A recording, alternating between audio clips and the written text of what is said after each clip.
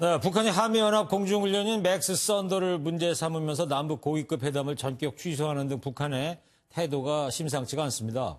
이런 가운데 오늘 북한 주민들 귀순까지 남북관계에 새로운 변수가 될지 관심이 쏠리고 있는데요. 정치부 김근희 기자와 이 뉴스 추적해보도록 하겠습니다.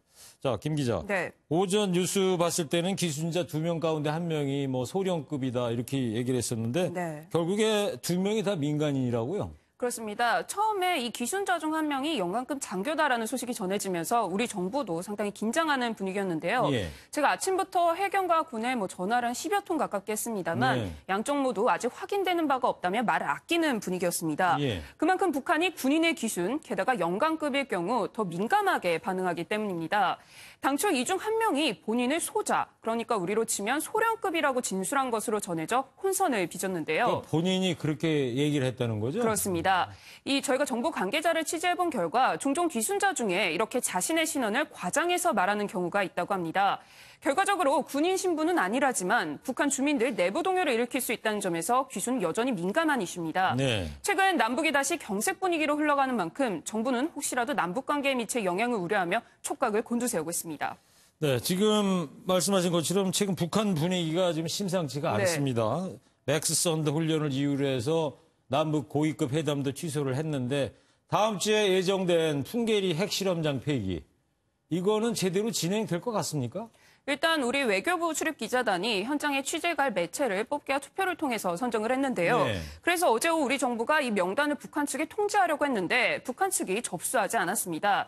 이게 진행이 어떻게 진행이 되냐면 보통 먼저 판문점 연락사무소를 통해 우리가 전화를 걸어서 통지문을 보내겠다고 공지를 하게 됩니다. 네. 이때 북측 연락관이 받겠다고 하면 팩스를 보내게 되는데요. 이 과정에서 북측이 거부 의사를 드러낸 것으로 보입니다. 그럼 팩스를 보내지 마라 이렇게 됐다는 네, 거예요? 그런 것으로 추정이 됩니다. 당초 우리 기자들은 21일 중국으로 출국해 북한으로 넘어갈 예정이었는데요. 현재 우리나라뿐 아니라 외신 기자들에게도 비자 발급 조치가 이뤄지지 않은 것으로 전해졌습니다. 그러니까 다른 나라 기자들한테도 그 비자 발급이 안 되고 있다 지금 그런 얘기입니까? 그렇습니다. 일단 우리 정부는 주말까지 북한의 반응을 지켜보겠다 이런 입장이지만 당초 예정됐던 23일에서 25일 진행은 일단 어려울 가능성이 큰 것으로 보입니다. 아, 그래요? 네.